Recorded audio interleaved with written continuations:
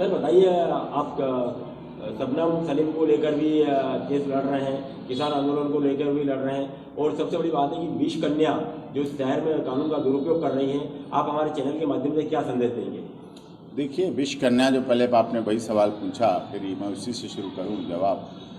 आपके उज्जैन मध्य प्रदेश में भी विष कन्याओं का बहुत बोलबाला है। जितना दुरुपयोग इस देश में, और उज्जैन मध्य प्रदेश नहीं, इस देश में भी महिला कानूनों को होता है। महिला कानूनों का जब तक दुरुपयोग नहीं रुकेगा, क्योंकि महिला मंत्रालय है, महिला हेल्पलाइन है, महिला आयोग है, महिला कोर्ट है, महिला थाना है, महिला हेल्पलाइन है, महिला हेल्प डेस्क है, तो पुरुष के लिए तो कुछ नहीं है। ना पुरुष आयोग, ना पुरुष मंत्रालय, ना पुरुष हेल्पलाइन, ना पुरुष हेल्प डेस्क, ना पुरुष को के लिए कोर्ट है ही नहीं, कोई सुनने वाला नहीं है। इसीलिए इस देश में 150 से 250 पुरुष रोजाना आत्महत्या करते हैं। बड़ा दुखद है, हमारी प्रतिभाओं की हत्या होती है आत्महत्या के द्वारा।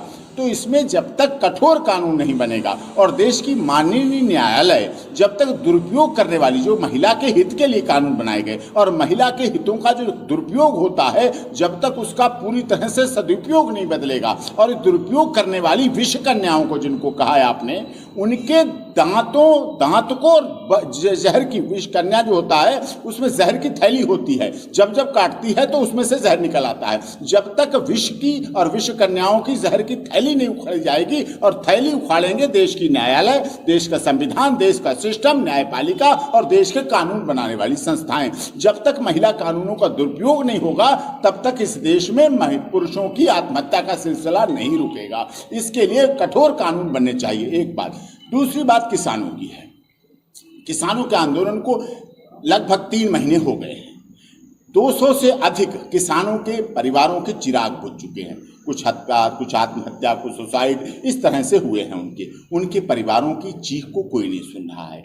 मैं देश के माननीय प्रधानमंत्री जी, जो कि अब संत हैं पूरी तरह से, किसान हैं, और आपके मध्य प्रदेश के माननीय नरेंद्र सिंह तोमर हैं, कृषि मंत्री हैं, उनसे अनुरोध कर रहा हूं कि जैसे हमने माननीय सर्वोच्च न्यायालय में अपनी याचिकाओं के बाद इन कानूनों पर स्टे लगवाया, रुकावट लगाई, इसका मतलब कहीं ना कहीं ये माना गया कि कानून गलत हैं, कानून किसानों के हित के नहीं है, इसीलिए माननीय सर्वोच्च न्यायालय ने रोक लगाई, आपने देखा।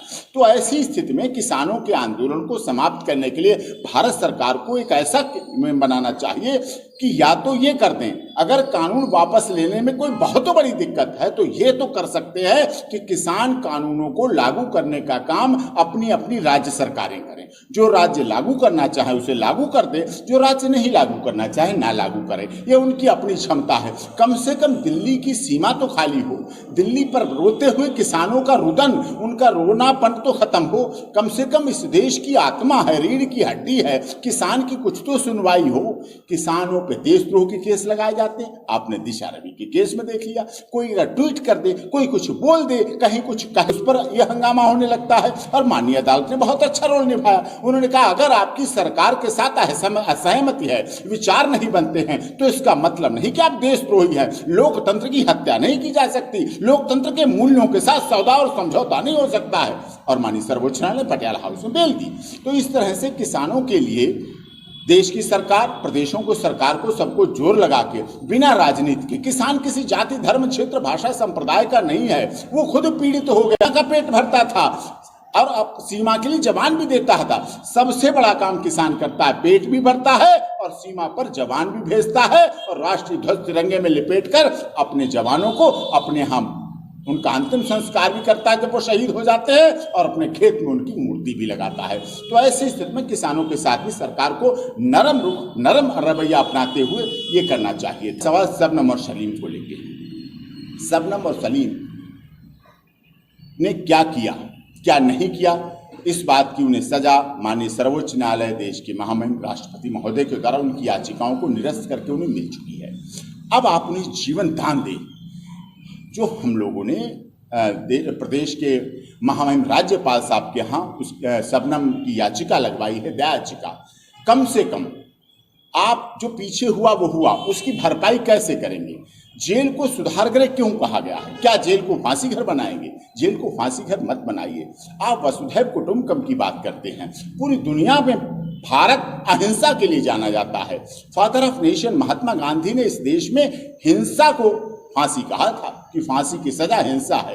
तो इस देश में अगर आप अहिंसा रखना चाहते हैं, जिसकी वकालत पूरी दुनिया में गांधी जी के द्वारा की गई, तो इस सिद्धांत के द्वारा अगर आप देश में अहिंसा को चलाना चाहते हैं तो आपको फांसी की सजा पर रोक लगानी पड़ेगी और फांसी को खत्म करना पड़ेगा। हम इसके लिए बड़ी लड़ाई लड़ रहे हैं। फांसी देने वाला लगने वाला तो चला जाता है, लेकिन उससे जो जुड़े हुए परिवार है, उससे जो जुड़ी हुई फैमिली है, उनका क्या होता है, उनका कैसे जीवन यापन होता है, वो अनाथ हो जाते हैं। अगर आपने ताज के सिर पर से हाथ साया माता पिता का छीन लिया, जब वो बेसहारा हो जाएगा, जब वो अनाथ होकर बड़ा तो हो जाएगा।